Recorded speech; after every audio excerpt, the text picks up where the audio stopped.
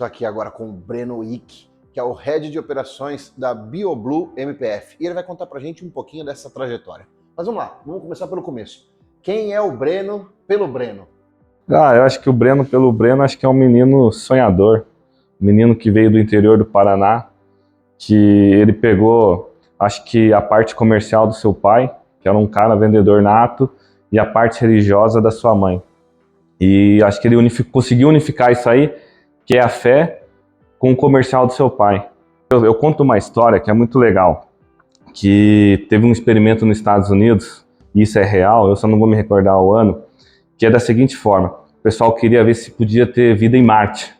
Então o pessoal enclausulou lá, colocaram árvores, que seria essencial, só que acontecia, essas árvores encapsulavam, morriam e caíam. Por quê? Porque elas não tinham passado por vento, vendaval, então ela não criava as raízes. E é uma coisa que eu converso muito com a minha esposa para a gente tentar fazer isso com nossos filhos.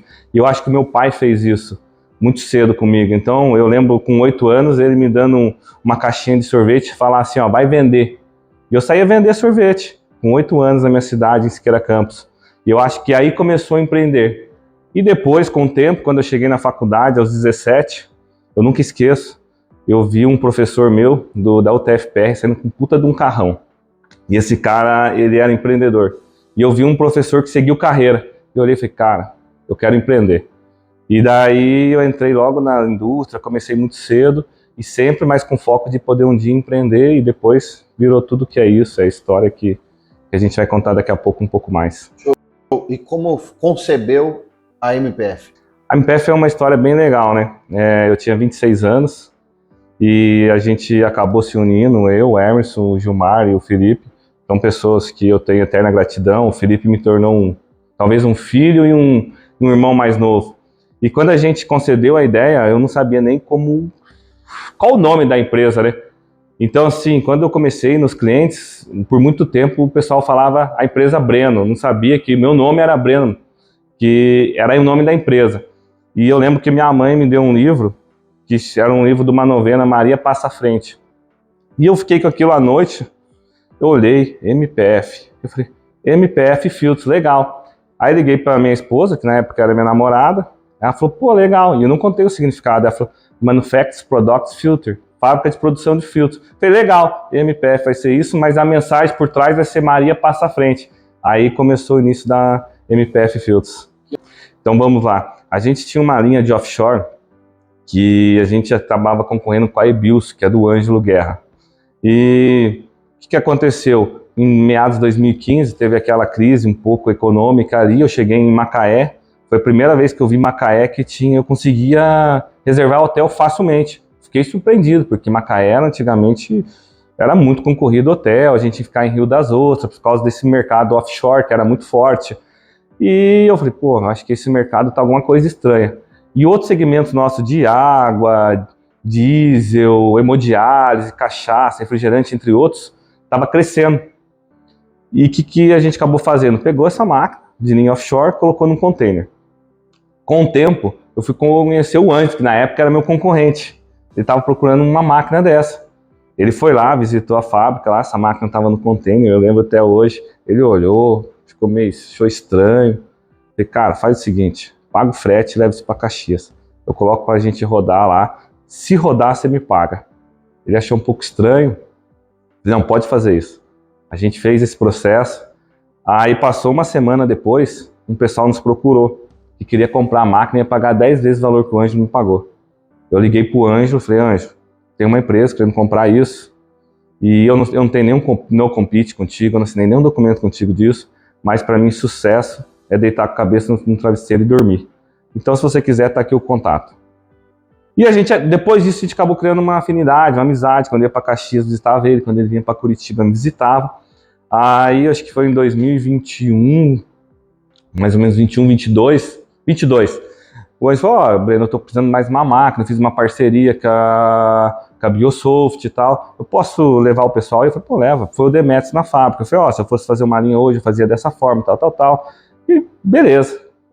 A gente acabou se conectando com a Biosoft. Passou um tempo, o Guilherme foi lá. Falei, se eu fosse vocês, eu faria a máquina dessa forma, tal. E a gente se conectou.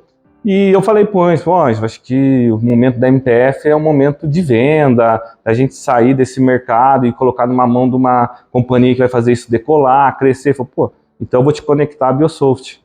E aí começou o namoro pra gente fazer e se tornar hoje a BioBlue MPF. Isso deu em que ano? Foi agora, em 2023, iniciou, e a gente fez a finalização em outubro de 23.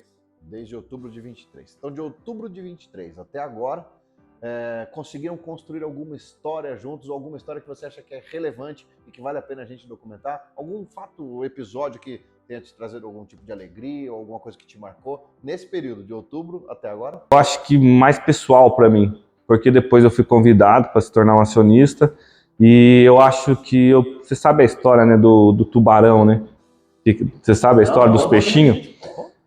Os peixes eram transportados num caminhão e os peixes morriam.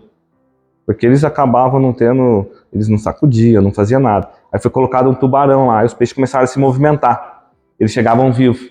E eu acho que eu estava precisando disso, entendeu? Quando chegou o Guilherme, o Ângelo, o Wagner, eu comecei a mudar meu mindset, comecei a aprender muito e talvez eu estava um pouco estagnado. Depois disso eu tive acho que uma dose de endorfina que acabou fazendo, pô, vamos fazer esse negócio acontecer. Agora acho que a gente consegue profissionalizar e levar a BioBlue MPF para um ponto que talvez a gente nunca tinha pensado. Legal. E quais são os próximos passos do Breno dentro da companhia, dentro da Bio? Qual que é o próximo passo que você vai dar? Vamos lá. Eu acho que a gente tem alguns passos que a gente já deixou designado, mas acho que um dos principais passos que tanto o Breno como acho que a BioBlue MPF pensa é o seguinte: hoje a gente fala que a população brasileira tem apenas 3% tem filtro filtro de água em casa. E eu acho que um dos maiores sonhos maiores, nosso e como da BioBlue MPF, é levar água de qualidade para as pessoas. Então hoje a gente vê muitas doenças, infelizmente até mortes pela qualidade da água. E eu acho que a gente consegue fazer isso com a BioBlue MPF. Além disso, eu acho que a gente consegue ter melhorias de processo. Se a gente pega empresas famosas de bebida que utilizam o nosso filtro, a gente tem cada vez mais fazendo um upgrade, trazendo melhoria, para melhorar, inclusive, a qualidade de bebidas, refrigerantes, entre outros, e principalmente no segmento que a gente entrou de hemodiálise, né, que a gente fala em vidas. Tem uma frase pronta onde você poderia marcar para a gente, falar assim, o highlight disso é a companhia quer te levar essa mensagem. Eu acho que saúde. Saúde e inovação. A gente tem um projeto de inovação que, se Deus quiser, vai se concretizar. E a gente vai levar saúde e inovação para a casa dos brasileiros e do mundo inteiro. E sonho? Qual que é o sonho do Breno e qual que é o sonho do Breno para a Bio?